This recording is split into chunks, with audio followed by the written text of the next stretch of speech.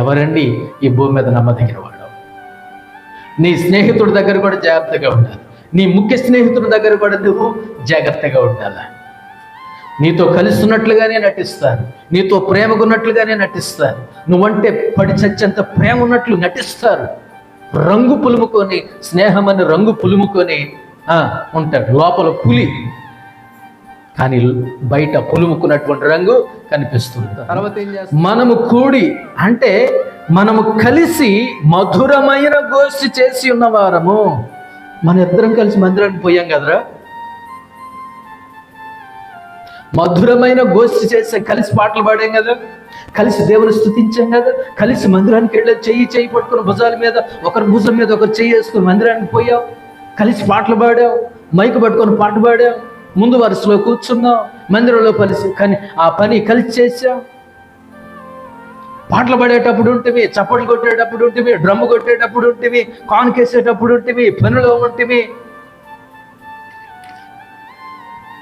మనము కూడి మధురమైన గోష్ఠి చేసి ఉన్నవారము. పండక్కి వెళ్ళాం, పబ్బాలకి వెళ్ళాం కలిసి, మనం క్రిస్మస్కి వెళ్ళాం, జనవరికి వెళ్ళాం, మందిర వార్షికోత్సవానికి వెళితివి, ముందుండి పని చేస్తేవి. తర్వాత ఏం చేశాడు? ఉత్సవమునకు వెళ్ళు సమూహముతో దేవుని మందిరమునకు పోయి ఉన్నవారము. ఈయన కూడా విశ్వాసేనండి.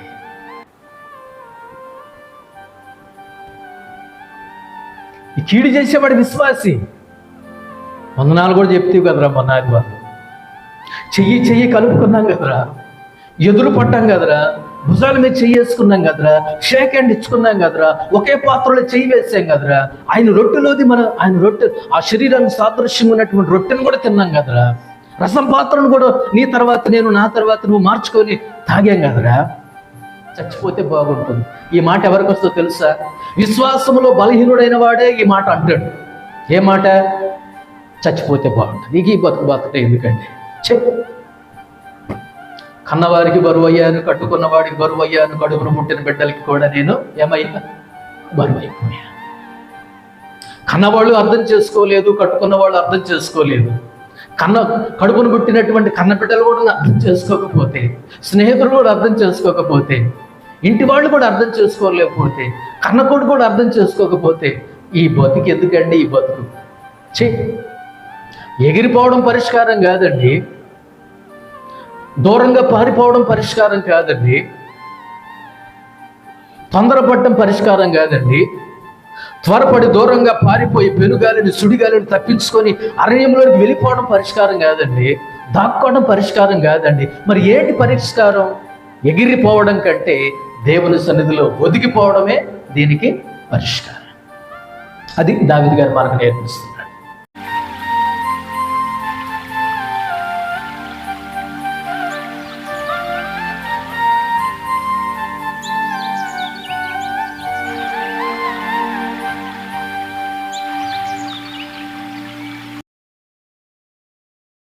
ఇది 55వ కీర్తన మొదటి నుంచి 23 వచనాల్లో ఉన్నటువంటి ఆ సందర్భం ఏమిటి అంటే, తాను ప్రేమించి చేరదీసిన స్నేహితులే ద్రోహులైపోయారు.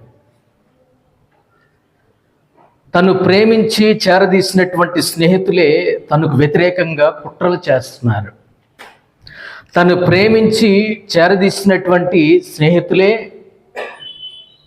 వాడు చచ్చిపోతే బాగుండురా అని కోరుకుంటున్నారంట, మొక్కుకుంటున్నారంట వాళ్ళు. ఆ సందర్భంలో ఈ కీర్తనను రాస్తాడు. అలాంటి పరిస్థితిలో ఏం చేయాలో అర్థం కానటువంటి పరిస్థితిలో బాధపడుతూ, వేదన పడుతూ, మదన పడుతూ, అసలు ఏం చేయాలో అర్థం కావట్లేదు. అలాంటి పరిస్థితిలో ఈ కీర్తన రాస్తున్నాడు దావీదు గారు. అలాంటి పరిస్థితిలో ఈ కీర్తనను ఒక పాటగా ఆయన రాసి పాడుతున్నాడు దేవుని యొక్క సన్నిధిలో. దేవుని యొక్క సన్నిధిలో ఆయన ప్రార్థన చేస్తూ ఉన్నాడు. అర్థమైంది కదా?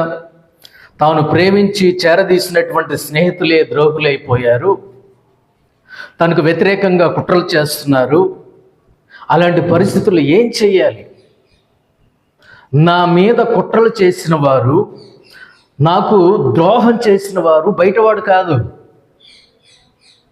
శత్రువు కాదు, తెలియని వాడు కాదు, దూరపు వాళ్ళు కాదు, దూరస్తులు కాదు. వాళ్ళు ఎలాంటి వాళ్ళు అంటే నా స్నేహితులే, నేను ప్రేమించిన వారే, నేను చేరదీసిన వారే, నేను హక్కున చేర్చుకున్న వారే నాకు ఈ విధంగా ఏం చేస్తున్నారంటే నమ్మక ద్రోహం చేస్తున్నారు. స్నేహంగా ఉంటూనే ద్రోహం చేస్తున్నారు. స్నేహంగా ఉంటూనే గోతులు తవ్వుతున్నారు. స్నేహంగా ఉంటూనే వాడు చావాలనుకుంటున్నారు. మళ్ళీ ఎక్కడుంటారో తెలుసా? తెల్లారి పొద్దున్న నుంచి మళ్ళీ సాయంత్రం వరకు ఎక్కడ ఉంటారో తెలుసా? దావీదు గారి దగ్గరే ఉంటారు. వీళ్ళు దావీదు గారి దగ్గరే ఉంటారు. ఆ విషయాన్ని బయటికి చెప్పుకోలేక, ఎవరికి చెప్పుకోలేక, ఎవరితో చెప్పుకోలేక, ఎవరికి ఆ బాధను పంచుకోవాలో అర్థం కాక మదన పడుతూ, లోపల బాధపడుతూ దేవుని దగ్గర చెప్పుకుంటున్నాడండి. అది ఈ కీర్తనలో ఉన్నటువంటి భాగం. అసలు ఏం జరుగుతుంది ఈ కీర్తనలో? ఏం జరుగుతుంది? స్నేహితులే శత్రువులైపోయారు. స్నేహితులే ద్రోహులైపోయారు. స్నేహితులే నమ్మక ద్రోహం చేస్తున్నారు. స్నేహితులే కుట్రలు పన్నుతున్నారు. స్నేహితులే దావీదు చావాలనుకుంటున్నారు. స్నేహితులే వాడు కూలిపోతే బాగుండు అనుకుంటున్నారు. స్నేహితులే వాడు ఎప్పుడు పడిపోతాడా అప్పుడు మనం పండగ చేసుకుందాం అనుకుంటున్నారు. స్నేహితులే. అలాంటి పరిస్థితిలో మనకు బాధ వస్తే సహజంగా స్నేహితులకి చెప్పుకుంటాం. మనకు బాధ వస్తే సహజంగా మన దగ్గర ఉన్న వాళ్ళకి చెప్పుకుంటాం. మనకు వేదన వస్తే, కష్టం వస్తే, నష్టం వస్తే, ఇరుకు ఇబ్బందులు వస్తే మనతో ఉన్నటువంటి స్నేహితుడికి, తల్లిదండ్రులకి చెప్పకపోయినా, మన రక్త సంబంధికులకి చెప్పకపోయినా మన బాధ ఎవరితో పంచుకుంటాం? స్నేహితుడితో పంచుకుంటాం. స్నేహితుడికి చెప్పుకుంటాం.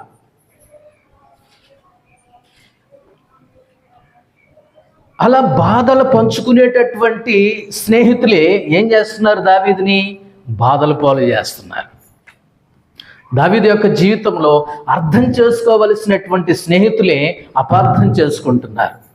ఆదరించవలసినటువంటి స్నేహితులే ఏం చేస్తున్నారు అంటే బాధ పెడుతున్నారు. తోడుండవలసినటువంటి స్నేహితులే తొడేళ్ళు అయిపోయారు. అండగా ఉండవలసినటువంటి స్నేహితులే అవతలికి పోరా అన్నట్లు నెట్టేస్తున్నారు. బాధలు పంచుకొనవలసినటువంటి స్నేహితులే దావీదుని బాధలు పాలు చేస్తున్నారు. ఇంకెవరితో చెప్పుకోను నేను? ఇవన్నీ వస్తే ఒక స్నేహితుడితో చెప్పుకుంటాం, ఒక ఫ్రెండ్తో చెప్పుకుంటాం. వాళ్ళే మనకు సమస్యలు అయిపోయారు. వాళ్ళే మనకు ద్రోహం చేశారు. నాకు బాధ వస్తే ఎవరితో పంచుకుంటానో వాళ్ళే నాకు బాధ అయ్యారు. ఎవరు ఆదరించాలో వాళ్ళే బాధ పెడుతున్నారు. ఎవరు తోడుగా ఉండాలో ఆ సమయంలో వాళ్ళే తోడేళ్ళుగా ప్రవర్తిస్తున్నారు. ఏం చేయమంటావు ప్రభువా? నా బాధ ఎవరితో చెప్పుకోను? నా బాధ నేను ఎవరితో చెప్పుకోను? నేను ప్రేమించి చేరదీసినటువంటి స్నేహితులే ద్రోహులైపోతే, వ్యతిరేకంగా కుట్రలు చేస్తే, చావాలని కోరుకుంటూ ఉంటే, వాడు కూలిపోవాలని కోరుకుంటూ ఉంటే, నా పక్కన తిరుగుతూనే, నా చెంతను ఉంటూనే, నేను పెట్టింది తింటూనే, నాతో ప్రేమగా మాట్లాడుతూనే వాళ్ళు ఏం చేస్తున్నారంటే నాకు కీడు తలస్తున్నారు. స్నేహితులే శత్రువులైతే, స్నేహితులే శత్రువులుగా మారిపోతే, స్నేహితులే కుట్రలు చేస్తే, స్నేహితులే అర్థం చేసుకోకపోతే, స్నేహితులే బాధ పెట్టేవాళ్ళు అవుతే, స్నేహితులే బాధల పాలు చేసేవాళ్ళు అవుతే, స్నేహితులే తొడేళ్లుగా మారిపోతే, స్నేహితులే అర్థం చేసుకునవలసినటువంటి వాళ్ళే, ఆదరించవలసినటువంటి వాళ్ళే అవతలికి పో అని నెట్టివేస్తే దావీదుకి అర్థం కాలేదండి. దావీదుకి అర్థం కాలేదు. దావీదుకి అసలు ఏం చేయాలో అర్థం కావట్లేదు. వాళ్ళు ఏం చేస్తున్నారో తెలుసా? వాక్య వెలుగులో కొన్ని మాటలు చూస్తాం. ఈ 55వ కీర్తనలో 3 భాగాలు మనం చేసుకుంటే, ఈ 55వ కీర్తనను 3 భాగాలు చేసుకుంటే 1 నుండి 11 వచనాలు ఒక భాగం, 1 నుండి 11 వచనాలు ఒక భాగం. ఈ 55వ కీర్తన 1వ వచనం నుండి 11 వచనాల్లో శత్రువుల గురించి ఆయన వివరిస్తారు. ఎప్పటికి ఉండే శత్రువులే వాళ్ళు, ఎప్పటికి ఉండే శత్రువులే.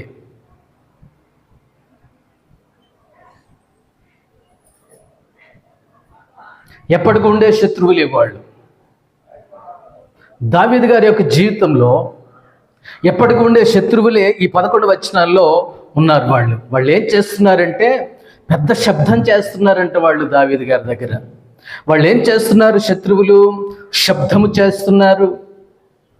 బహుశా నేను అనుకుంటున్నాను పెద్దగా మాట్లాడుతున్నారేమో, దావీదు గారి గురించి గుసగుసలు మాట్లాడుకుంటున్నారేమో, పెద్దగా మాట్లాడుకుంటున్నారేమో, దావీదు గారి గురించి ఏం చేస్తే బాగుంటుందో అనుకుంటున్నారేమో వాళ్ళు. శబ్దమును గురించి అక్కడ 2వ వచనంలో నుంచి ఉంటాయి ఈ విషయాలు. శత్రువుల శబ్దం వినిపిస్తుంది ఎవరికి? దావీదు గారికి. తర్వాత వాళ్ళు చేసేటటువంటి బలాత్కారం కనిపిస్తుంది. బలాత్కారం ఉంది, శత్రువుల శబ్దం ఉంది. వాళ్ళు ఏం చేస్తున్నారంటే చింతల పాలు చేస్తున్నారంట దావీదుని. చింతల పాలు చేస్తున్నారు. వాడు ఎట్టి పరిస్థితుల్లో ఆనందంగా ఉండకూడదు, వాడు ఎట్టి పరిస్థితుల్లో సంతోషంగా ఉండకూడదు, వాడు ఎట్టి పరిస్థితుల్లో నవ్వుకుంటూ కనపడకూడదు. ఎట్లా సంతోషంగా ఉంటాడో, ఎలా సంతోషంగా ఉంటాడో మనం చూద్దాం వాడి సంగతి.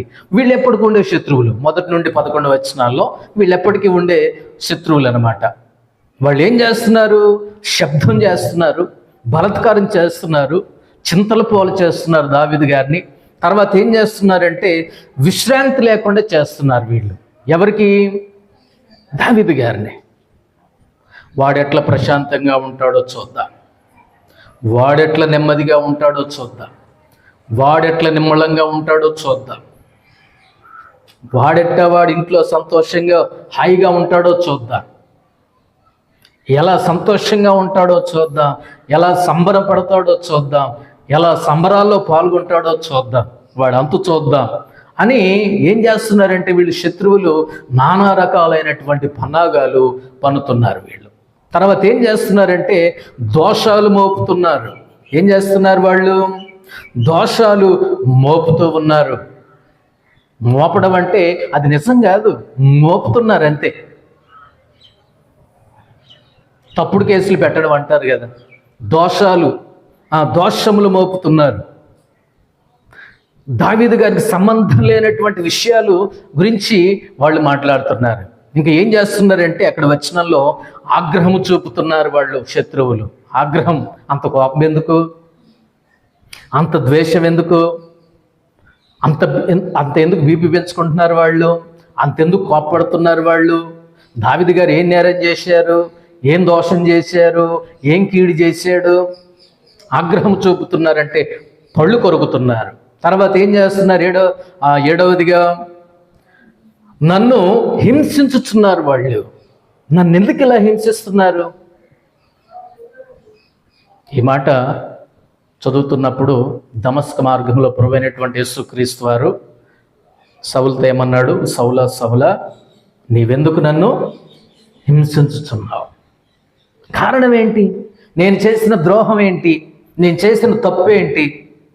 నీ ఎడల నేను చెడుగా ప్రవర్తించానా? నీకేమైనా కీడు చేశానా? ద్రోహం చేశానా? నన్ను ఎందుకు హింసిస్తున్నావు? ఈ 3వ వచనం చివరి భాగంలో వారు నన్ను ఏం చేస్తున్నారంటే హింసిస్తున్నారు. శత్రువులు వీళ్ళు శత్రువులు. శబ్దం చేస్తున్నారు, బలాత్కారం చేస్తున్నారు, చింతల పాలు చేస్తున్నారు, విశ్రాంతి లేకుండా చేస్తున్నారు, దోషాలు మోపుతున్నారు, ఆగ్రహము చూపుతున్నారు, హింసిస్తున్నారు నన్ను. నేను చేసిన తప్పు ఏంటో నాకు అర్థం కావట్లేదు, నేను చేసిన దోషం ఏంటో నాకు అర్థం కావట్లేదు. నేను వారి ఎడల ఏమైనా చెడుగా ప్రవర్తించానంటే అది లేదు, వారి ఎడల నేనేమైనా కీడు తలపెట్టానా? అది లేదు. ఏం చేస్తున్నారు వాళ్ళు? ఇన్ని రకాలుగా నన్ను ఇబ్బందులు పాలు చేస్తున్నారు. ఒక పక్క శత్రువులు, ఇంకొక పక్క స్నేహితులైన శత్రువులు. ఈ మాట గుర్తుపెట్టుకోండి. ఒక పక్కేమో ఎప్పటికీ ఉండే శత్రువులే, ఒక పక్కేమో స్నేహితులే శత్రువులైపోయి దూరంగా లేరు, నా పక్కనే ఉన్నారు వీళ్ళు. అర్థమైంది ఈ మాట. ఈ మనం చదువుకున్నటువంటి ఇప్పుడు దాకా చెప్పుకున్నటువంటి 7 విషయాలు, 2-3 వచనాల్లో 7 విషయాలు ఉన్నాయి. ఈ శత్రువులు ఎప్పటికీ ఉండే శత్రువులు వీళ్ళు. కానీ ఇంకొక పక్క ఎవరున్నారు తెలుసా? స్నేహితులైన శత్రువులు. ఈ మొదట్లో మనం చెప్పుకున్నటువంటి శత్రువులు చుట్టుపక్కల ఉన్నారు, చుట్టుపక్కల ప్రాంతాల్లో ఉన్నారు. ఇంకొక పక్క ఎవరున్నారో తెలుసా? స్నేహితులైన శత్రువులు. వాళ్ళు ఎక్కడో లేరు, దూరంగా లేరు, 10 కిలోమీటర్ల దూరంలో లేరు, అవతల గ్రామంలో లేదు, వేరే మండలంలో లేరు వీళ్ళు, వేరే జిల్లాలో లేరు వీళ్ళు. ఎక్కడున్నారు? దావీదు గారి పక్కనే ఉన్నారు. దావీదు గారి పక్కనే ఉన్నారు. ఇప్పుడు దావీదు గారి యొక్క బాధ ఏంటంటే, అస్సలు శత్రువుల సమస్య కంటే, అసలు శత్రువుల బాధ కంటే, అసలు శత్రువుల శబ్దాల కంటే, బలాత్కారముల కంటే, చింతలపాలు చేయటం కంటే, విశ్రాంతి లేకుండా చేయటం కంటే, దోషాలు మోపటం కంటే, ఆగ్రహం చూపటం కంటే, హింసించడానికంటే ఎక్కువ బాధ దావీదు గారికి ఎక్కడికి వస్తుంది తెలుసా అండి? ఈ పక్క నుండి స్నేహితులే శత్రువులైపోయారు అన్న బాధ ఎక్కువైపోయింది దావీదు గారికి. వారి యొక్క బాధలు ఎప్పుడు ఉండేయే, చుట్టుపక్కల శత్రువుల బాధలు ఎప్పటికీ ఉండేయే. దావీదు గారు వాటిని పెద్ద లెక్క చేయట్లేదు, వాటిని ఎప్పుడు పట్టించుకోడు. అవి ఎప్పటికీ ఉండేయే, ఎన్నడూ ఉండేవే.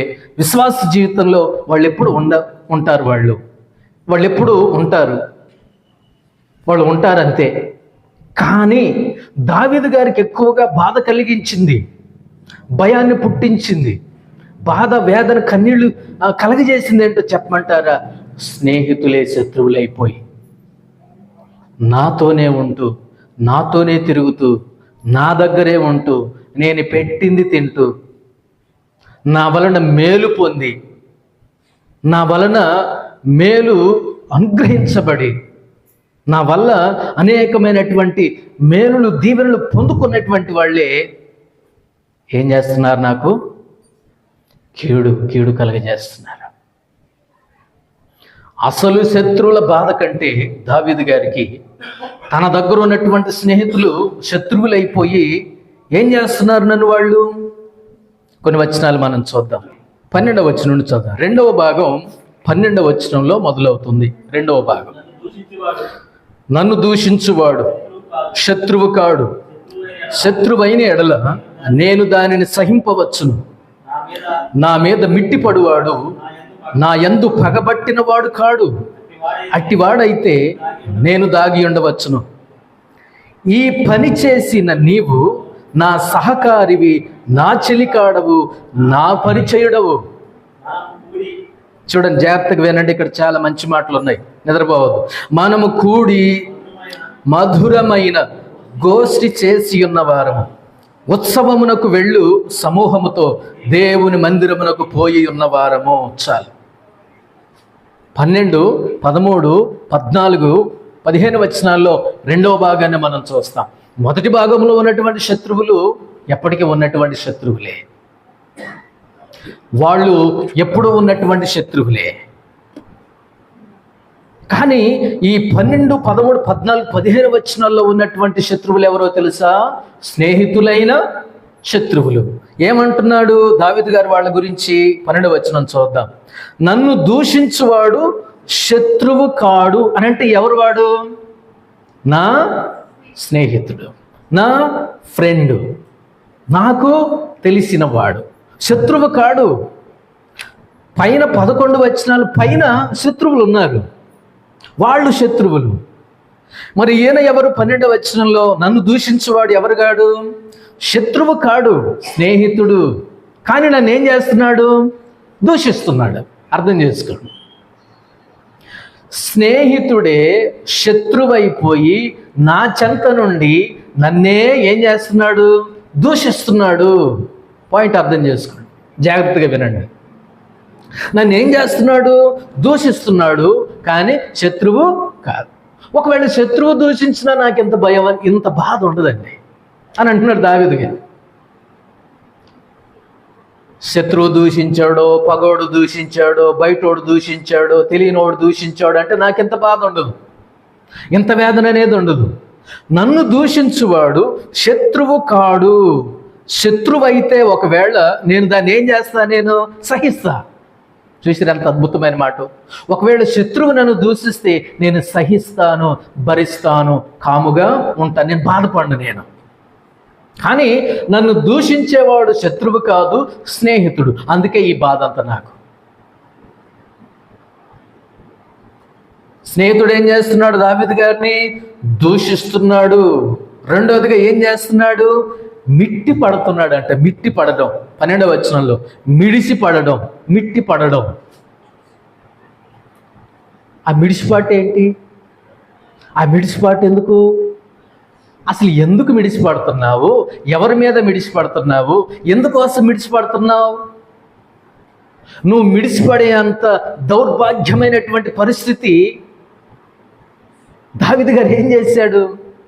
ఈ కీర్తన బహుశా అబ్షాలోము, తన కుమారుడైనటువంటి అబ్షాలోము తనను తరుముతున్నప్పుడు సింహాసనాన్ని ఆక్రమించుకోవాలి అని దావీదు గారిని, అంటే వాళ్ళ నాన్నగారిని చంపేసి అబ్షాలోము సింహాసనాన్ని ఆక్రమించుకుందాం అనుకున్నాడు. అసలే సమస్యలో ఉన్నాడు. బత్షెబా విషయంలో తప్పు చేసి, పాపం చేసి, అసలే సమస్యలో ఉంటే, బాధలో ఉంటే, ఆ బాధకి అగ్గికి ఆజ్యం పోసినట్లు అబ్షాలోము వాళ్ళ నాన్నగారిని అంటపడ్డాడు చంపుదామని. ఎన్ని బాధలు ఉన్నాయండి! అసలే శ్రమల్లో ఉన్నాడు, అసలే బాధల్లో ఉన్నాడు, అసలే దుఃఖంలో ఉన్నటువంటి దావీదుని అబ్షాలోము ఏం చేస్తున్నాడంటే 2వ సమూయేలు గ్రంథంలో తరుముతున్నాడు.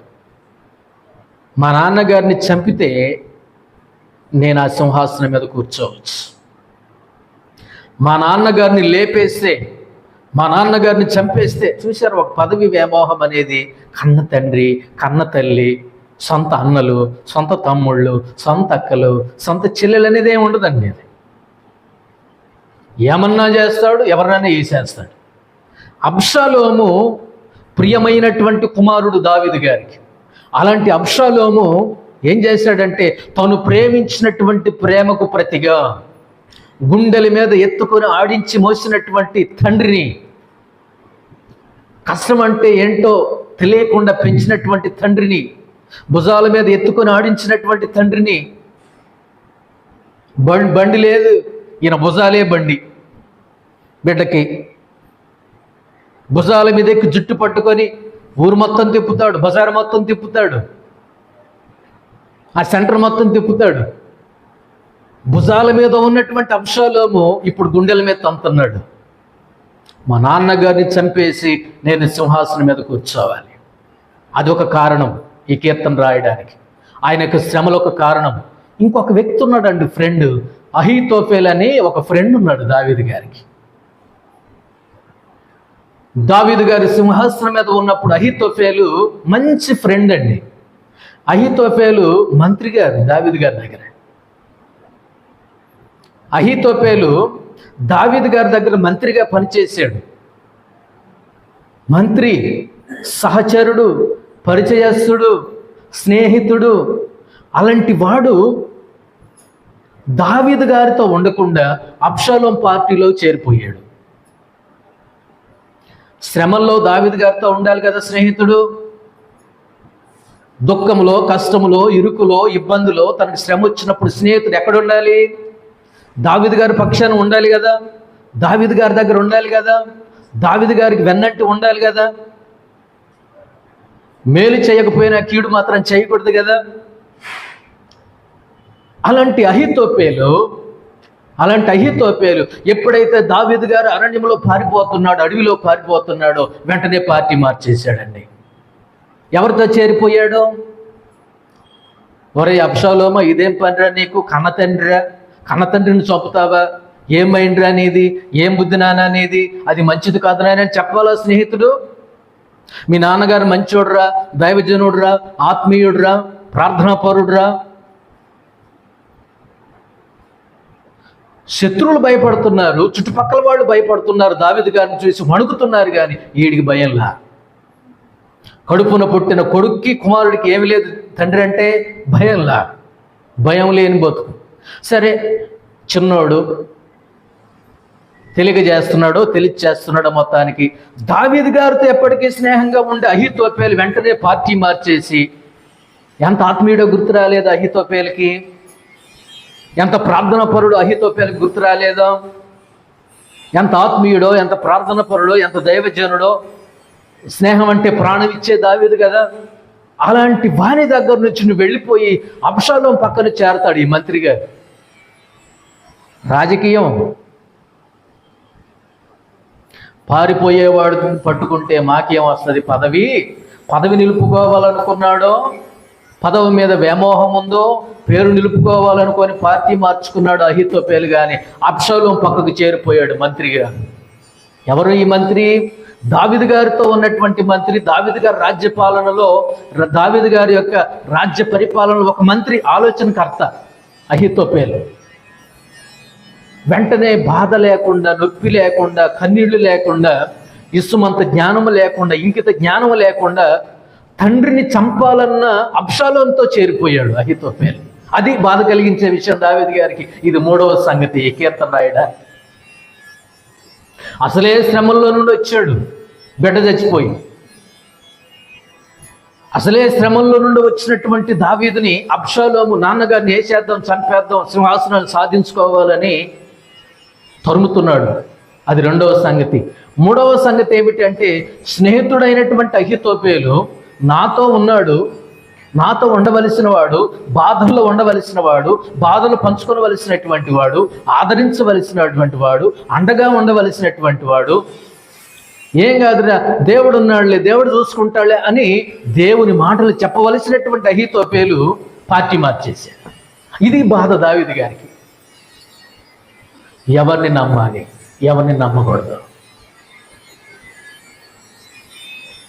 ఈ లోకములో ఎవరిని నమ్మాలి, ఎవరిని నమ్మకూడదు? నిన్నటిదాకా దావీదు గారితో ఉన్నాడు, నిన్నటిదాకా దావీదు గారితో స్నేహం చేశాడు. తెల్లారి పార్టీ మార్చేశాడు. తెల్లారి పార్టీ మార్చేసి జెండా మార్చేశాడు. వేరు జెండా కనపడుతుంది. ఏంది అహీతోపేలు రాజుగారితో పోలేదా? ఇంకెక్కడ పోతావు? తెగతింపులు అయిపోయినాయి, రాత్రి అయిపోయినాయి. ఏం చేసావు? పార్టీ మార్చేసా. వాళ్ళ నాన్న ముసలి నాన్నతో పోవటం కంటే యువరక్తంతో కలిసిపోవటం బెటర్ కదా. వయసు అయిపోతున్నటువంటి వారితో కలిసిపోవటం కంటే, వయసు అయిపోయినటువంటి దావీదు గారితో కలిసి నడవటం కంటే, నేను అనుకుంటున్నాను, యువరక్తంతో కలిసిపోతే, యువకుడైనటువంటి ఈ రాజకీయ నాయకుడితో కలిసిపోతే నాకు కూడా ఎంతో కొంత ఏదో ఒకటి ఉంటుంది కానీ. అందుకని పార్టీ మార్చేసి. దీనికి నీతి నిజాయితీలు ఏం లేవు. దీనికి ఏముండదు, నీతి నిజాయితీ ఏముండదు. ఇక్కడ స్వార్థమే ఉంటుంది, స్వంతమే ఉంటుంది, చెడే ఉంటుంది, మంచి అంటూ ఏమీ లేదు. ఈ రోజుల్లో మనం చూడట్లేదా? వినాలా? ఈ రోజుల్లో మనం చూడట్లేదా, వినట్లేదా? జెండా పట్టుకొని పార్టీ మార్చేస్తారు. ఈయన ఎక్కడున్నాడు? ఎవరు చెప్పారండి? ఏమండి, రాజు గారు మీ ఫ్రెండ్ అండి, అహీతోపేలు అండి, ఆలోచనకర్త అండి, మీ మంత్రి గారు అండి, మీరు గెలిపించుకున్న వాళ్ళు, మీరు ఎన్నుకున్న వాళ్ళు, మీతో ఉండవలసిన వాడు ఎక్కడున్నాడండి? అబ్షాలోంతో ఉన్నాడండి. బాధ అనిపించిందండి. ఎవరితో చెప్పుకోవాలండి? స్నేహితుడే దెబ్బకొట్టాడు. స్నేహితుడే, నాతో ఉండి నన్ను ఆదరించవలసిన స్నేహితుడే తండ్రిని చంపాలన్నటువంటి అబ్షాలోంతో చేరి నాకు వ్యతిరేకంగా మాట్లాడుతుంటే, నాకు వ్యతిరేకమైనటువంటి మాట్లాడుతుంటే నాకు బాధ అనిపించదా? నాకు దుఃఖం అనిపించదా? వేదన అనిపించదా? ఏం చెయ్యాలి? అలాంటి పరిస్థితుల్లో మదన పడుతున్నాడండి. ఎవరిని నమ్మాలి? 1 నుండి 11 వచనాల్లో ఉన్నటువంటి శత్రువులు అంత నాకు పెద్ద ఇదేం కాదు. వాళ్ళంటే వాళ్ళు ఎప్పుడూ ఉన్నటువంటి వాళ్ళే, ఎప్పుడు బాధ పెట్టేవాళ్ళే. నాకు వాళ్ళ గురించి అసలు బాధ లేదు, అసలు నాకేమీ లేదు, అంత బాధ నాకేమీ లేదు. నా బాధ అంతా ఏంటంటే, నా స్నేహితులే శత్రువులైపోయి నా పక్క నుండి ఏం చేస్తున్నారు? 12వ వచనంలో దూషిస్తున్నారు. 2వదిగా మిడిసి పడుతున్నారు. ఏంటి మిడిసిపాటు? నాకు అర్థం కావట్లేదు. దేన్ని చూసుకొని? తర్వాత ఏం చేస్తున్నారు? పగ పట్టారంట. పగ దూషిస్తున్నాడు, మిట్టి పడుతున్నాడు. మూడవదిగా పగ పట్టాడు. మూడవ వచనంలో ఉంటుంది ఆ మాట. పగ పట్టిన వాడు శత్రువు కాదు, అట్టివాడైతే నేను దాగి ఉండవచ్చును. కానీ ఈయన ఎవరో తెలుసా? 13వ వచనం. ఈయన ఎవరు? చదవండి గట్టిగా. ఈ పని చేసిన నీవు నా సహకారివి, నా చెలికాడవు, నా పరిచయుడు. ఈ పని చేసింది ఎవడరా? ఎవరు ఈ పని చేసింది? ఎవరు? 3 విషయాలు చెప్పాడు. ఎవరంటే ఈ పని చేసింది? నా సహకారే. 3 విషయాలు చెప్పాడు దావీదుగా. నా సహకారే. తర్వాత రెండవదిగా ఏమంటున్నాడు? నా చెలికాడవు అని అన్నాడు. మూడవదిగా ఏమంటున్నాడు? నా పరిచయుడవు అని అన్నాడు. ఈ పని చేసింది, నన్ను దూషించేది, నా మీద మిట్టిపడేది, నా మీద మిడిచిపడేవాడు, నా మీద పగబట్టిన వాడు ఎవడో తెలుసా? నా సహకారి, నా చెలికాడు, నా పరిచయుడు. పరిచయుడు అంటే తెలిసినవాడే, పక్కనున్నవాడే, నేను ఆదరించిన వాడే, నేను చేరదీసిన వాడే, నేను చేర్చుకున్నవాడే. గుండె పగిలిపోయిందండి. ఈ బాధ ఎవరితో చెప్పుకోవాలి? ఈ వేదన ఎవరితో చెప్పుకోవాలి? ఈ కన్నీళ్ళు ఎవరు తుడుస్తారు? ఈ బాధ ఎవరు తీరుస్తారు? ఏ మనిషి దగ్గరికి వెళ్ళాలి నేను? ఏ వ్యక్తి దగ్గరికి వెళ్ళాలి నేను? నా బాధ ఎవరు తీరుస్తారు? నా వేదనను ఎవరు అర్థం చేసుకుంటారు? అసలే శ్రమల్లో నుండి వచ్చాను. కడుపున పుట్టిన కుమారుడు తరుముతున్నాడు. అసలే ఈ 2 సమస్యల్లో ఉన్నాను. స్నేహితుడేమో ఈ పని చేస్తున్నాడు, కుమారుడేమో ఆ పని చేస్తున్నాడు. నా బాధ ఎవరితో చెప్పుకోను? నా వేదన ఎవరితో చెప్పుకోను? ఈ పని చేసిన వాడు సహకారి, చెలికాడు, పరిచయస్తుడు. ఈయన పరిచయమైన వాడే. ఇంకెవరితో చెప్పుకోను నా బాధ, నా వేదన ఎవరు చెప్పు? మన యొక్క జీవితాల్లో ఇలాంటివి జరగట్లేదా? నువ్వు కూడా తయారయ్యావా? వినాలి. నువ్వు కూడా తయారయ్యావా? నువ్వు కూడా వాళ్ళలో చేరిపోయావా?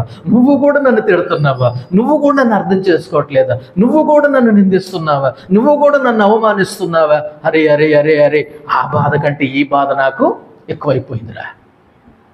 అక్క అక్క అక్క అక్క, నువ్వు మంచిదాను అనుకున్నా కదా అక్క, నువ్వు కూడా చేరిపోయి వాళ్ళలో చేరిపోయి నన్ను తిడుతున్నావా? నన్ను అర్థం చేసుకోవట్లేదు అక్క, నువ్వు పెద్ద ఒక్కవని నిన్ను అనుకున్నా కదా ఇప్పుడు దాకా. అన్న, నువ్వు పెద్దనవని అనుకున్నా కదా అన్న, నువ్వు కూడా నన్ను అర్థం చేసుకోండి మాట్లాడుతున్నావా? కొన్నిసార్లు మనకు ఎదురవ్వట్లేదా ఇవి? మన బంధువే రా బంధువు అవుతే, తోడుండవలసిన వాళ్ళు తోడేళ్ళు అవుతే, పీక్కొని తింటుంటే, గుచ్చుతుంటే, నొప్పి కలిగి చేస్తుంటే, తోమ లాంటి జీవితం కాదా మంది? గాయాల్లో వేలు పెట్టి తిప్పడం. దేవుడు అంటున్నాడు, దేవుని యొక్క వాక్యంలో దేవుడు రాసి పెట్టించాడు దావీదు గారి యొక్క జీవితంలో, నన్ను దూషించేవాడు శత్రువు కాదు స్నేహితుడు, నా మీద మిట్టిపడేవాడు శత్రువు కాదు స్నేహితుడు, నా మీద పగబట్టిన వాడు శత్రువు కాదు, నా పక్కన ఉన్నటువంటి స్నేహితుడు. ఎవరిని నమ్మాలి, ఎవరిని నమ్మకూడదు? ఈ లోకంలో ఎవరు నమ్మదగిన వాళ్ళు? ఈ లోకంలో ఎవరు నమ్మదగిన వాళ్ళు కాదండి. దేవుడు ఒక్కడే నమ్మదగిన వాడు. తర్వాత ఏం చేస్తున్నారు? పేజీ 20వ వచనం చూడండి. 20వ వచనం. తమతో సమాధానముగా ఉన్న వారికి వారు బలత్కారం చేస్తున్నారు, తాము చేసిన నిబంధన అతిక్రమిస్తున్నారు. స్నేహితులు, అరే ఎంత కష్టం వచ్చినా, ఎంత నష్టం వచ్చినా, అరే నేను నీకు, నువ్వు నాకురా, మనం అస్సలు విడిపోవద్దురా, మనిద్దరం రక్తం పంచుకొని పుట్టినటువంటి అన్నదమ్ములు కాకపోయినా అంతకంటే ఎక్కువరా అని చేతులు చెయ్యేసి, ప్రమాణాలు చేసి, ఒట్లు పెట్టుకొని, ఒప్పందాలు చేసుకొని, భోజనం చేసి, సంతోషించి, అనుకున్న మాటలేవి, చేసుకున్న ఒప్పందాలేవి, చేసుకున్నటువంటి తీర్మానాలేవి. ఏం చేశాడు స్నేహితుడు? చేసుకున్న తీర్మానం, ఒప్పందాన్ని అతిక్రమించేసుకున్నాడు, కట్టలు తెంచాడు, హద్దులు తెరిపేసుకున్నాడు, హద్దు మీరి ప్రవర్తిస్తున్నాడు. ఏదండి స్నేహితుడు అంటే ఇదేనా? అప్పుడేమన్నా నాకు కష్టం వస్తే నువ్వురా, నీకు కష్టం వస్తే నేనురా, మనకు కష్టం వస్తే మనమేరా. ఎట్టి పరిస్థితుల్లో మనం విడిపోవద్దురా. విడిపోవలసినటువంటి పరిస్థితి వచ్చినా మనం విడిపోకూడదని చెయ్యి పట్టుకొని కౌగిలించి ఏడ్చి చేసుకున్నటువంటి ప్రమాణాలు 20వ వచనంలో ఏం చేసుకున్నారు? అతిక్రమించాడంట స్నేహితుడైనటువంటి శత్రువు. ఎవరండి ఈ భూమి మీద నమ్మదగిన వాడు? నీ కవిగిటిలో పండుకున్న నీ భార్య దగ్గర కూడా నువ్వు జాగ్రత్తగా ఉండాలి. నీ స్నేహితుడి దగ్గర కూడా జాగ్రత్తగా ఉండాలి. నీ ముఖ్య స్నేహితుడి దగ్గర కూడా నువ్వు జాగ్రత్తగా ఉండాలి. నీతో కలిసి ఉన్నట్లుగానే నటిస్తారు, నీతో ప్రేమగా ఉన్నట్లుగానే నటిస్తారు, నువ్వంటే పడి చచ్చేంత ప్రేమ ఉన్నట్లు నటిస్తారు. రంగు పులుముకొని, స్నేహం అని రంగు పులుముకొని ఉంటాడు. లోపల పులి, కానీ బయట పులుముకున్నటువంటి రంగు కనిపిస్తుంది. తర్వాత ఏం చేస్తున్నారు? 21వ వచనం చూడండి, ఇంకా బాధాకరంగా ఉంటుంది. వారి నోటి మాటలు వెన్నవలే మృదువుగా ఉన్నాయంటే ఎట్లా మాట్లాడతారు వాళ్ళు? వెన్న. ఈ స్నేహితులైనటువంటి శత్రువు ఎలా మాట్లాడుతున్నాడు? వెన్నవలే మాట్లాడుతున్నాడు. వాళ్ళ నోటి మాటలు వెన్నవలే మృదువుగా, సాఫ్ట్గా, మెత్తగా, స్మూత్గా ఉన్నాయి వారి యొక్క మాటలు. ఎట్లా మాట్లాడతాడో మనకు అర్థం కాదు. బాబా ఎంత స్నేహంరా మీది, ఒకళ్ళు ఒక మాట కూడా అనుకోరు మీరు. ఎంత స్మూత్గా మాట్లాడుతున్నాడు, ఎంత మృదువుగా మాట్లాడుతున్నాడు. తర్వాత వారి నోటి మాటలు వెన్నగా మృదువుగా ఉన్నాయి, కానీ వారి హృదయంలో ఏముందంట? కలహ బుద్ధి, తగాదా పెట్టుకునే బుద్ధి, అసమాధానమైనటువంటి బుద్ధి ఉంది లోపల. కానీ బయట ఏం మాటలయ్యి? నోటి మాటలు వెన్నవలే మృదువుగా ఉన్నాయి. తర్వాత వారి మాటలు చమురు కంటే నునుపైనవి, అయితే అవి వరదీసిన కత్తులే. వాళ్ళ మాటలు ఇంకోటి ఎలా ఉన్నాయి? మాటలకి 2 రకాల వాటితో పోల్చారు ఇక్కడ. వారి యొక్క మాటలు వెన్నవలే మృదువుగా ఉన్నాయి, కానీ హృదయంలో కలహ బుద్ధి ఉంది, తగాదా మనసు, తగాదా పెట్టుకునే బుద్ధి ఉంది, తగాదా పెట్టుకోవడానికి వచ్చాడు. తర్వాత ఏముంది? వారి మాటలు చమురు కంటే నునుపైనవి, అవి ఎలా ఉన్నాయి? వరదీసిన కత్తులు. మళ్ళీ నేనెవరు? బయటోడు కాదు, మళ్ళీ ఎవరైనా స్నేహితుడి గురించి మాట్లాడుకుంటున్నాం. ఇలాంటి వాటి మధ్యలో దావీదు గారు ఉన్నారు. పైన చూస్తే శత్రువులు, ఎప్పటికి ఉండే శత్రువులు. ఇటు చూస్తేనేమో స్నేహంగా ఉంటూ నటిస్తున్నారు, స్నేహం రంగు పులుముకున్నారు. స్నేహంగా ఉంటున్నట్టు నటిస్తూనే, తనతో ఉంటూనే, తన దగ్గర ఉంటూనే, తన దగ్గర తింటూనే, భుజం మీద చెయ్యేస్తూనే గోతులు తవ్వుతున్నారు. వారి మాటలు చమురు కంటే నునుపైనవి. తట్టుకోలేకపోతున్నాడు, భరించలేకపోతున్నాడండి, మదన పడిపోతున్నాడండి. ఎవరు ఫ్రెండు, ఎవరు బయటవాడు, ఎవరు నావాడు, ఎవరు బయటవాడు, ఎవరు సొంతవాడు, ఎవరు పరాయివాడు, ఎవరు శత్రువు, ఎవరు మిత్రువు అర్థం కావట్లేదు. మనకి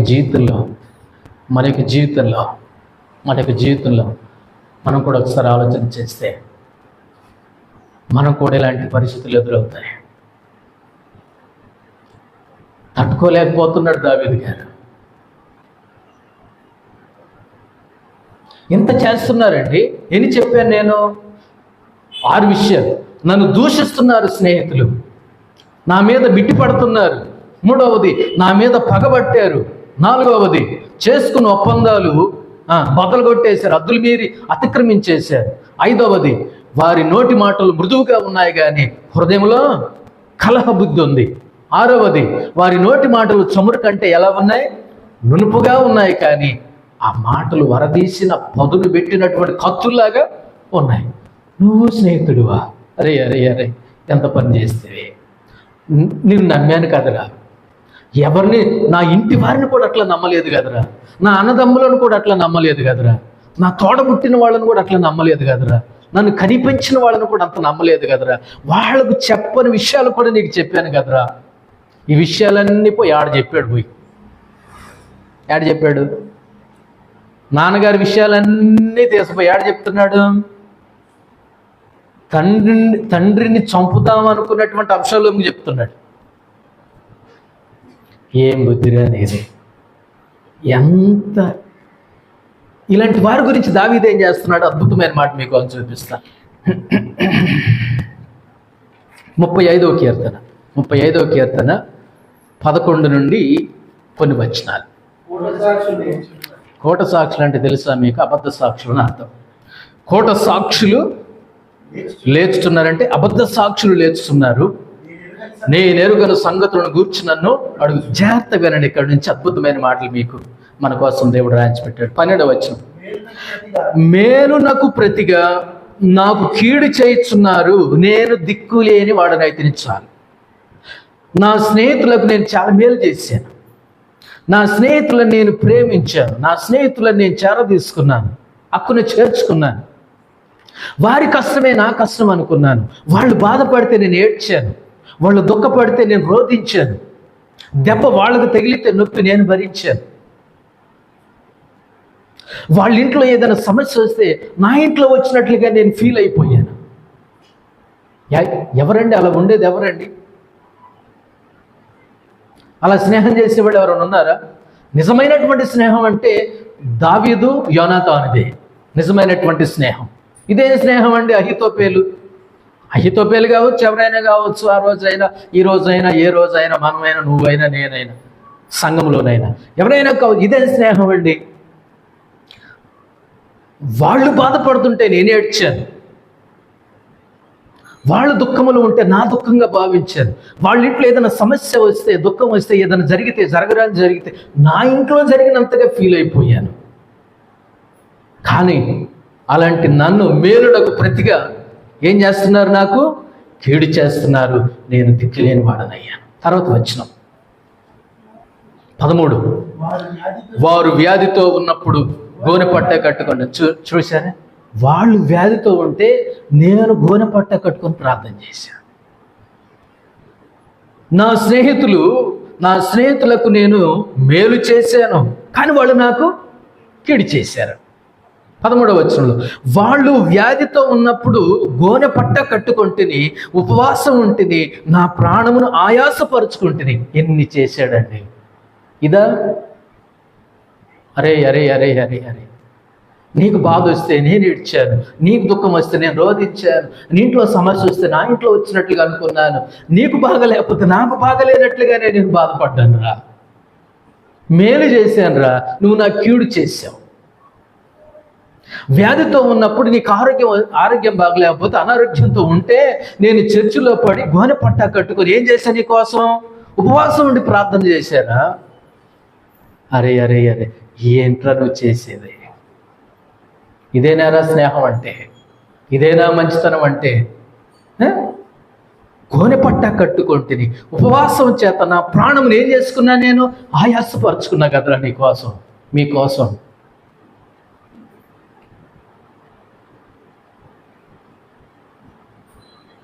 కానీ మీరు నాకు ఎన్ని చేస్తున్నారా? నా బాధలు మీకు చెప్పుకునేవాడిని, కానీ మీరే నాకు బాధ అయ్యారు, మీరే నన్ను బాధల పాలు చేస్తున్నారు. మీకేం ద్రోహం చేశాను? మీకోసం ప్రార్థన చేశాను, ఉపవాసం ఉన్నా, గోనె పట్ట కట్టుకున్నా, మేలు చేశాను. మీరు నాకు కీడు చేస్తున్నారు, దూషిస్తున్నారు, మిట్టి పడుతున్నారు, పగబెట్టుకున్నారు, ఒప్పందాలు అతిక్రమించేశారు, మృదువుగా మాట్లాడుతున్నారు, వెన్నబలే మృదువుగా మాట్లాడుతున్నారు. హృదయంలోనేమో కలహం ఉంది, నోటితో చమురు కంటే నునుపైన మాటలు మాట్లాడుతున్నారు, కానీ వరదీసిన కత్తుల వలె మీరు మాట్లాడుతున్నారు. అరే అరే అరే ఇంకో భయంకరమైన సంగతి చెప్పిన చూడండి. 55వ కీర్తనకి వెళ్ళిపోదాం. ఇంకా అద్భుతమైనటువంటి ఒక విషయం నేను చూపిస్తాను. చూడండి 55వ కీర్తన 14. గట్టిగా చదవండి ఎవరైనా. మనము కూడి మధురమైన గోష్ఠి చేసి ఉన్నవారము, ఉత్సవమునకు వెళ్ళు సమూహముతో దేవుని మందిరమునకు పోయి ఉన్నవారము. వినండి ఇప్పుడు, నేను చదువుతాను. మనము కూడి అంటే మనము కలిసి మధురమైన గోష్ఠి చేసి ఉన్నవారము. మన ఇద్దరం కలిసి మందిరానికి పోయాం కదరా, మధురమైన గోష్ఠి చేసాం, కలిసి పాటలు పాడాం కదా, కలిసి దేవుని స్తుతించాం కదా, కలిసి మందిరానికి వెళ్ళి చెయ్యి పట్టుకుని భుజాల మీద ఒకరి భుజం మీద ఒకరు చెయ్యి వేసుకుని మందిరానికి పోయాం, కలిసి పాటలు పాడాం, మైకు పట్టుకొని పాట పాడాం, ముందు వరుసలో కూర్చున్నాం, మందిరంలో కానీ ఆ పని కలిసి చేసాం. పాటలు పాడేటప్పుడు ఉంటివి, చప్పట్లు కొట్టేటప్పుడు ఉంటివి, డ్రమ్ము కొట్టేటప్పుడు ఉంటివి, కానుకేసేటప్పుడు ఉంటివి, పనిలో ఉంటివి. మనము కూడి మధురమైన గోష్ఠి చేసి ఉన్న వారము. పండక్కి వెళ్ళాం, పబ్బాలకి వెళ్ళాం కలిసి. మనం క్రిస్మస్కి వెళ్ళాం, జనవరికి వెళ్ళాం, మందిర వార్షికోత్సవానికి వెళితివి, ముందుండి పని చేస్తేవి. తర్వాత ఏం చేశాడు? ఉత్సవమునకు వెళ్ళు సమూహముతో దేవుని మందిరమునకు పోయి ఉన్నవారము. ఈయన కూడా విశ్వాసేనండి.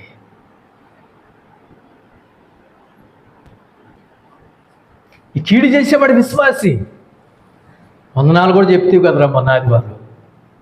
చెయ్యి కలుపుకున్నాం కదరా, ఎదురు పట్టాం కదరా, భుజాల మీద చెయ్యి వేసుకున్నాం కదరా, షేక్ హ్యాండ్ ఇచ్చుకున్నాం కదరా, ఒకే పాత్రలో చెయ్యి వేసాం కదరా, ఆయన రొట్టెలోది ఆయన రొట్టె, ఆ శరీరానికి సాదృశ్యంగా ఉన్నటువంటి రొట్టెను కూడా తిన్నాం కదరా, రసం పాత్రను కూడా నీ తర్వాత నేను, నా తర్వాత నువ్వు మార్చుకొని తాగాం కదరా. బాధ అనిపిస్తుందా ఈ మాటలు వింటుంటే? ఎంత బాధ ఉంటుంది? వాళ్ళు అనుకుంటున్నారు వాళ్ళిద్దరు చూసి ఎంత స్నేహంగా ఉన్నారు, ఎంత అన్యోన్యంగా ఉన్నారు, ఎంత కలిసిమెలిసి ఉన్నారు. స్నేహం అంటే అదిరా, కలిసి ఉంటాం అంటే అదిరా. వాళ్ళని చూసి నేర్చుకోండి అని బయట వాళ్ళు చెప్తుంటే వీడు నాకేం చేస్తున్నాడు? పార్టీ మార్చాడు, జెండా మార్చాడు. ఎక్కడ ఉండాల్సినాడు అక్కడ ఉన్నాడు. సీక్రెట్స్ అన్నీ, దావీదు గారి సీక్రెట్స్ అన్నీ అక్కడికి పోయి చెప్తున్నాడు. ఇంతకంటే దారుణమైనటువంటి పరిస్థితి ఏమైనా ఉంటుందండి? అదే బాధపడుతున్నాడు. అరే మనం కలిసి మధురమైన గోష్ఠి చేయడానికి మందిరానికి వెళ్ళాం కదరా, రొట్టె తీసుకున్నావు కదరా, ద్రాక్ష రసం తీసుకున్నావు కదరా, పాట పాడావు కదరా, మందిరానికి పోయాం కదరా, ఆరాధన చేశాం కదరా.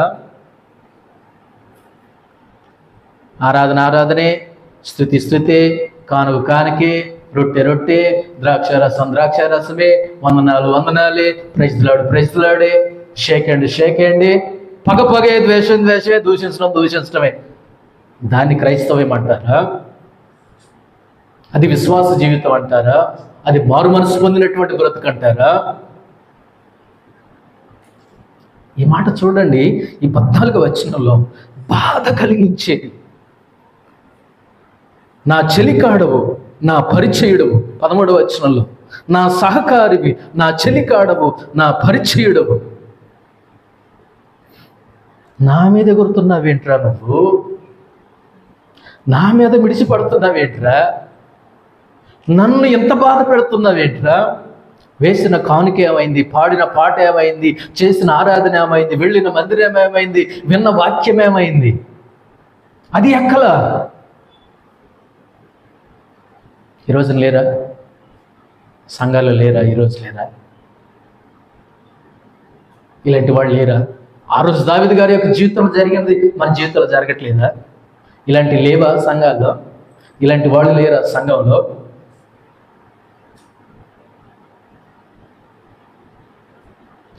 ఈ పని శత్రువు చేసి ఉంటే నేను దాక్కునేవాడిని, ఇలాంటిది శత్రువు చేసి ఉంటే నేను బాధపడేవాడిని కాదురా. నువ్వు ఎవరు? నువ్వు 13వ వచనంలో సహకారివి, చెలికాడవు, పరిచయస్తుడివి నువ్వు. ఇది నాకు బాధ అనిపిస్తుందిరా, ఇది నాకు దుఃఖం అనిపిస్తుందిరా, నా గుండె పగిలిపోతుంది, గుండె తరుక్కుపోతుందిరా.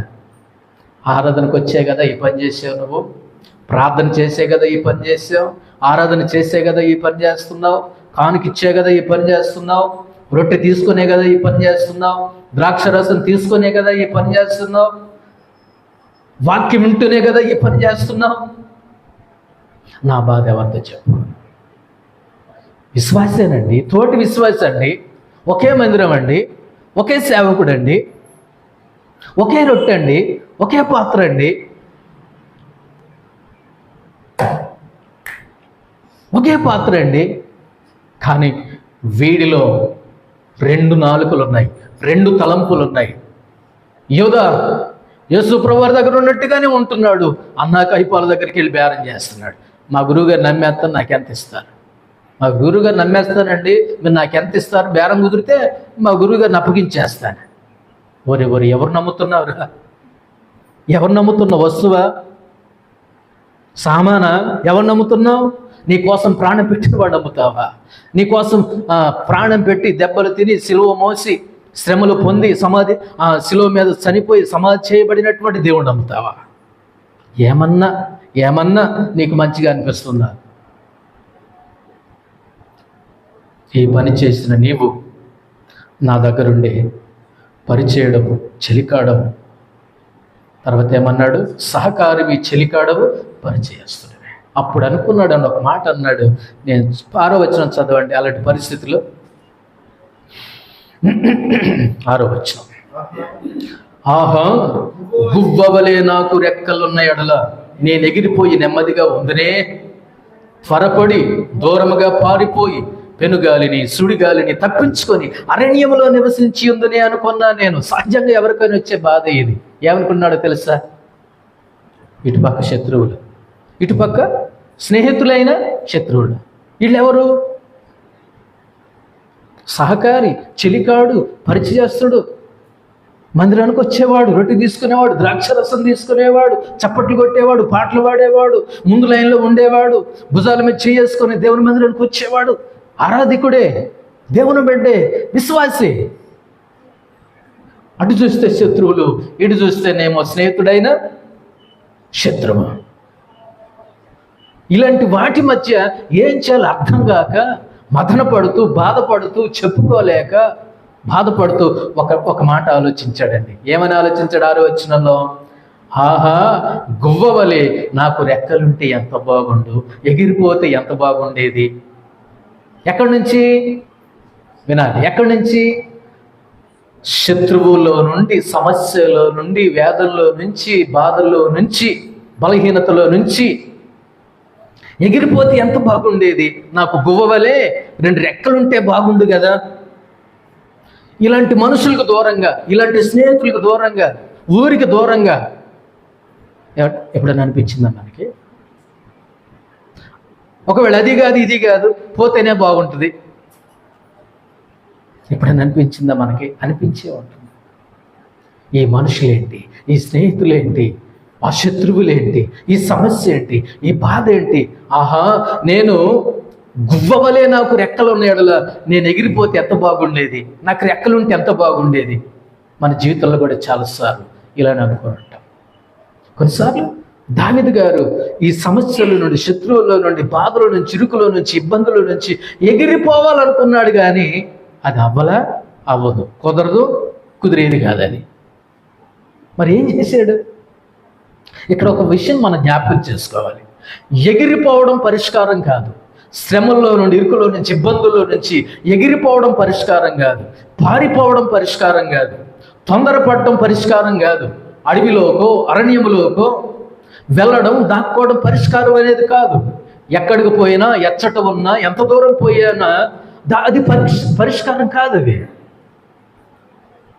అది కాదు, ఇది కాదు, నేను ఈ భూమి మీద నుంచి నేను నా ప్రాణాన్ని తీసేసుకుంటాను అన్నది కూడా పరిష్కారం కాదు. చచ్చిపోతే బాగుంటుంది అనుకోవటం కూడా పరిష్కారం అనేది కాదు. మరి దీనికి ఏది పరిష్కారం? మరి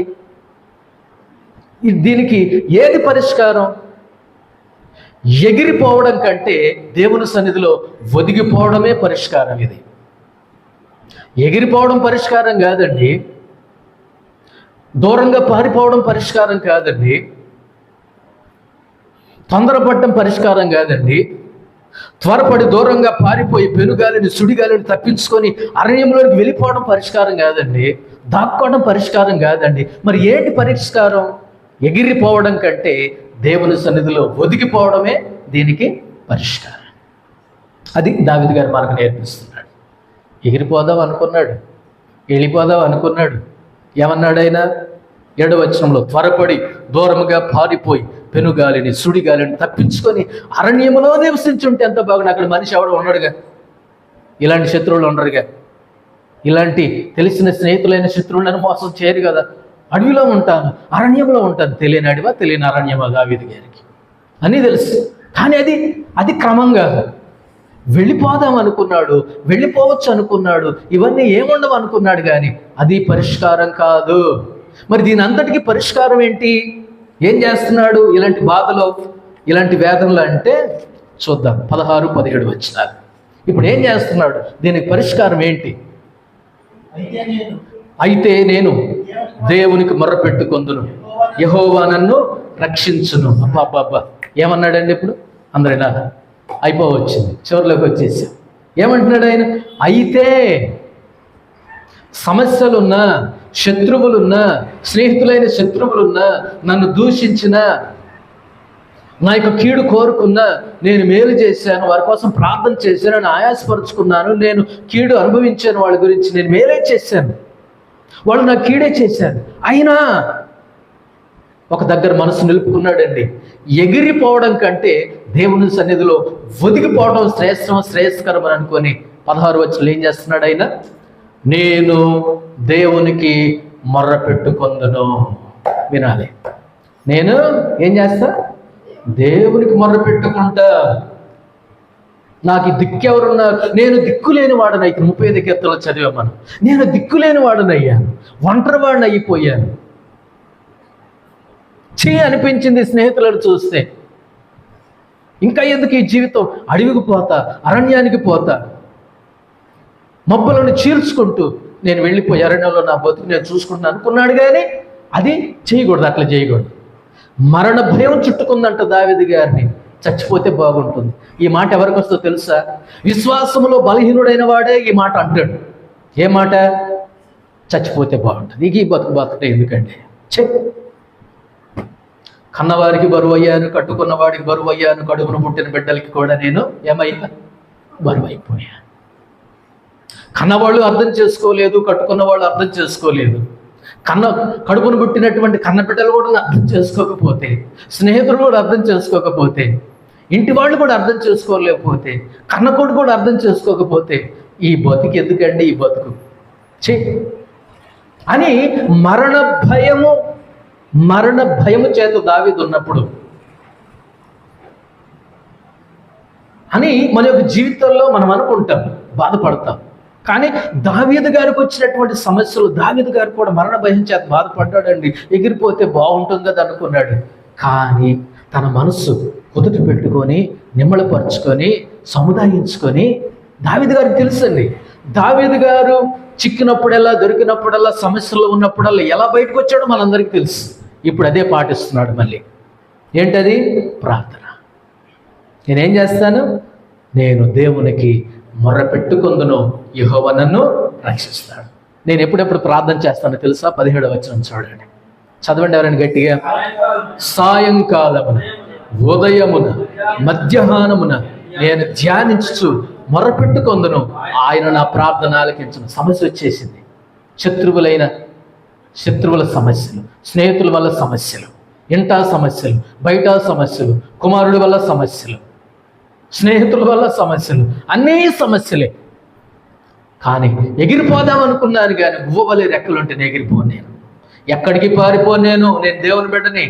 నేను పారిపోయే రకం కాదు, దాక్కునే రకం కాదు, దూరంగా వెళ్ళిపోయే రకం కాదు, బెబ్బేలెత్తిపోయే రకం కాదు. నేను ఏడ్చుకుంటూ ఇంట్లో కూర్చుని మందిరం మానేసే రకం కాదు. నేనే రకమో తెలుసా? దేవుని యొక్క సన్నిధిలో ప్రార్థించే రకం. ఎగిరిపోవడం కంటే దేవుని సన్నిధిలో ఒదిగిపోవడం బెటర్. దేవుని యొక్క సన్నిధిలో ఒదిగిపోయి మోకాళ్ళ మీద పడి ఎప్పుడెప్పుడు ప్రార్థన చేస్తా? నేను సాయంకాలమున, ఉదయమున, మధ్యాహ్నమున నేను ధ్యానించుచు మొర్రపెట్టుకొందును, ఆయన నా ప్రార్థన ఆలకిస్తాడు. ఇది పరిష్కారం. ఎగిరిపోవడం పరిష్కారం కాదండి, దాక్కోవడం పరిష్కారం కాదండి, దూరంగా వెళ్ళిపోవడం పరిష్కారం కాదండి, ఈ బజార్లో నేను వేరే బజార్కి వెళ్ళిపోవడం పరిష్కారం కాదండి, ఈ ఊళ్ళో నేను వేరే ఊరు పోతున్నాడు అది పరిష్కారం కాదండి, ఈ మండలంలో ఉండను వేరే మండలానికి వెళ్ళిపోతున్న పరిష్కారం కాదండి, ఇండియాలో ఉండను వేరే దేశానికి వెళ్ళిపోతున్న పరిష్కారం కాదండి, ప్రాణం తీసుకోవడం పరిష్కారం కాదండి. పరిష్కారం ఏంటో తెలుసా? దేవుని సన్నిధిలో మనసు నిలుపుకొని దేవుని సన్నిధికి వెళ్ళి, నానా యేసయ్యా, శత్రువు వల్ల సమస్య, స్నేహితుల వల్ల సమస్య, కుమారుడు వల్ల సమస్య, ఇంట్లో ఉన్న వాళ్ళ వల్ల సమస్య, అయ్యా ఇలాంటి పరిస్థితుల్లో నేను ఎక్కడికి పోను, నీ సన్నిధిలో పడతా, నీ సన్నిధిలో మోకాళ్ళు వేస్తా, నీతో చెప్పుకుంటా, నీతో మాట్లాడతా. ప్రభు నాకు సహాయం చేయి. ఎప్పుడెప్పుడు సాయంకాలం అని చేస్తాను, ఉదయమని చేస్తాను, మధ్యాహ్నమని నేను ధ్యానిస్తూ మొరపెట్టుకుంటాను. ఆయన నా ప్రార్థన ఆలకిస్తాడు. ఇంకొక మాట అంటున్నాడు 22వ వచనం చూడండి.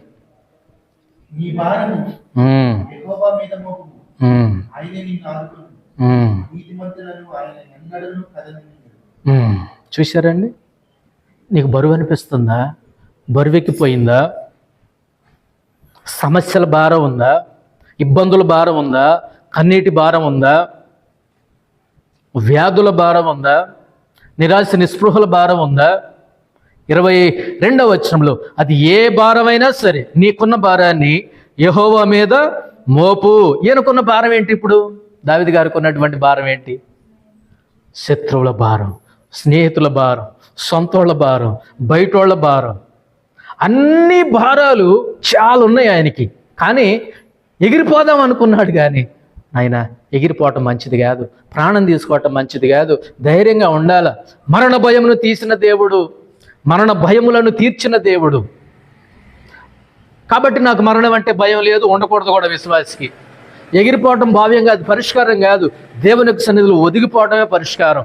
ఇప్పుడు 22వ వచనం అంటాడు, నాకున్నటువంటి భారాన్ని దేవుని మీద పెట్టేస్తున్నాను. సాయంకాలంలో, ఉదయమున, తర్వాత మధ్యాహ్నంలో నేను ధ్యానిస్తూ మొరపెట్టుకొందును.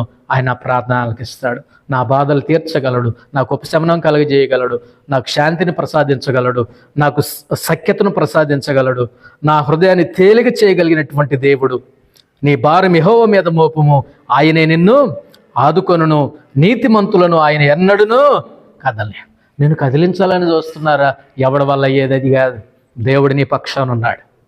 నువ్వు దేవుని సన్నిధిలో ఒదిగిపో, దేవుని సన్నిధిలో మోకాళ్ళ మీద ఉండు, దేవుని సన్నిధిలో పడిపో, దేవుని సన్నిధిలో అదే నీ స్థానం. నువ్వు వెళ్ళవలసిన చోటు అదే, నువ్వు వెళ్ళవలసినటువంటి చోటు అదే.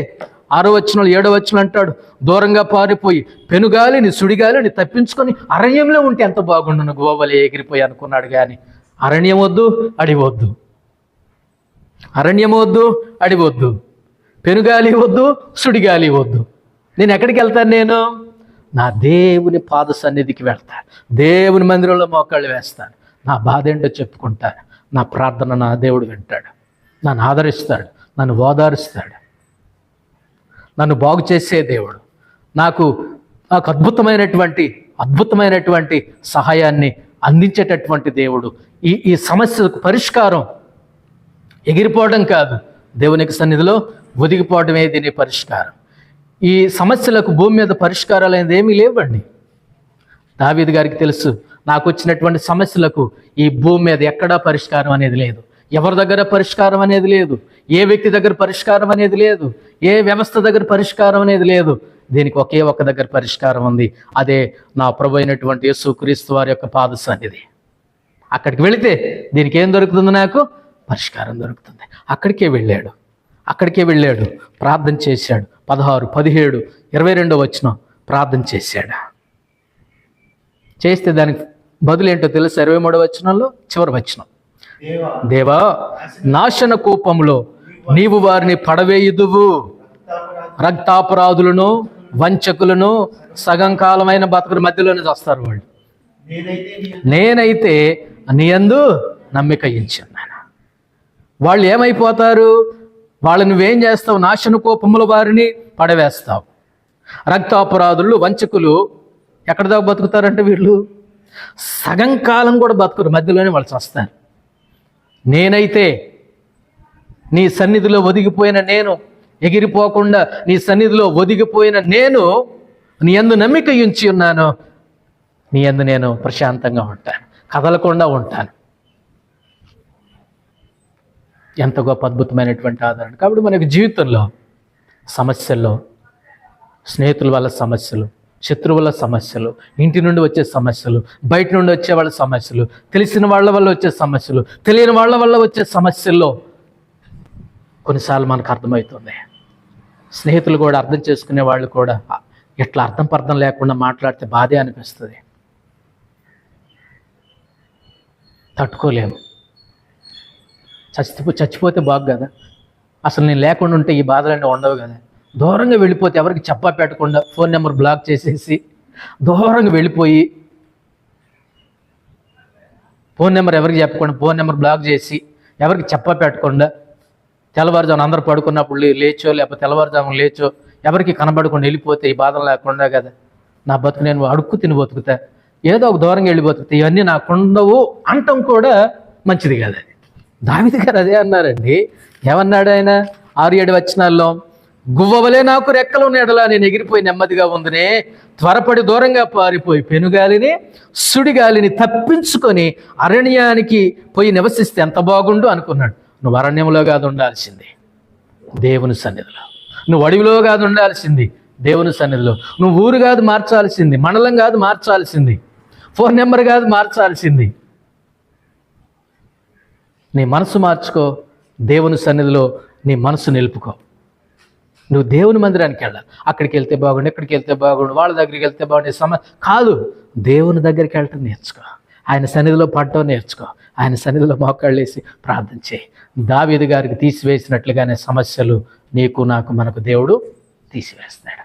దావీదు గారు ఇప్పుడు ప్రశాంతంగా ఉన్నాడు. దేవుడొక్కడే నమ్మదగినవాడు. ఏ స్నేహితుడు కూడా నమ్మదగినవాడు కాదు. దేవుడొక్కడే నమ్మదగినవాడు.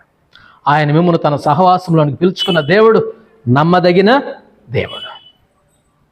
అలాగే మన దేవుడు మనకున్నాడు. మన విశ్వాసంతో బతుకుదా, దేవుని సన్నిధిలో ధైర్యంగా బతుకుదా.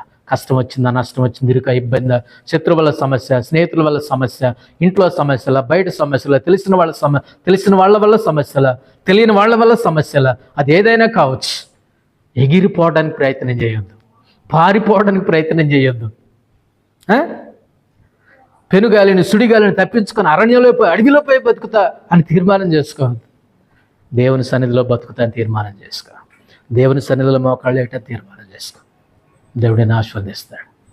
అట్టి కృప దేవుడు మనందరికి అనుగ్రహించి దీవించి నడిపించునుగాక. ప్రార్థన చేసుకో.